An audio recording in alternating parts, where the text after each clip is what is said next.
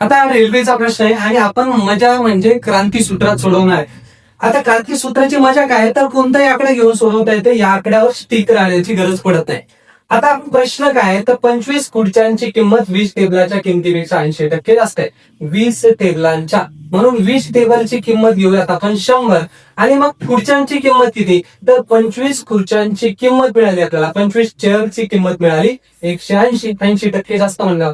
मग 25 खुर्च्यांची 180 असेल तर 50 खुर्च्यांची किती मला सांगा, 360 होईल. याचा दुप्पट होईल ना सरळ सर.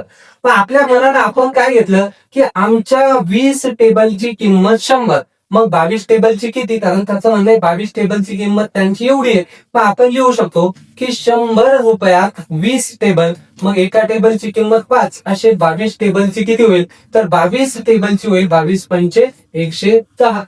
आता फक्त क्रांती सूत्रात इतकं मांडायचं की जर आपली किंमत 110 असताना त्यांची किंमत 10,648 आहे, तर आपली किंमत 360 असताना 50 खुर्च्यांची त्यांची किती असेल. झालं. आमचे 22 टेबल 110 ला येते तर त्यांचे एवढं येतात, मग आमच्या 50 खुर्च्या 360 ला येतात तर त्यांच्या कितीला येते. झालं. तिरपा गुणाकार करायचा, हा 0 कटला, हा 0 कटला. आता 11ने भाग देऊयात. 11 नम 99 वरती लिहितो, 11 नम 99, इथे उरले 7, 11 7 66 उरले 8 आणि 11 8 88. आता या दोघांचा गुणाकार करायचा. बघा 36 न गुणताय, 36 चा पाडा येत असेल तर 8 न गुणा, 6 न गुणा, 3 न गुणा. जर 36 चा पाडा येत असेल, 36 चा पाडा मी 5 पर्यंत जरी पाठ करायला सांगितलं नसेल तर गुणा 6 ने. साईन 8 48, 8 8 4, 6 6 36 आणि 4 40, 0 8 4, नम सखी 54 आणि 4 58.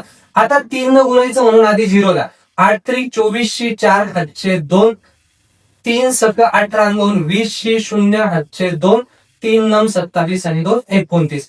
आता काय होते पहा, इथे 8 येणार, इकडे 4 येणार. 48 वाला एकच ऑप्शन नाही, 2 ऑप्शन आहे. ठीक आहे, मग चेक करू. इथे 8 9 आणि 5 14, 4 हातचा 1 म्हणजे 34,848 झालं उत्तर. म्हणजे क्रांती सूत्रात टाकून कोणत्याही किमती घेऊन आपण तसं सोडवू शकत असतो. आपल्यावरती किंमत ठरवायची आणि त्यांची विचारायची, क्रांती सूत्र तुम्हाला उत्तर देतं. फक्त इतकं मांडता आलं पाहिजे आणि हे शिकवलंय आपण बॅच मध्ये.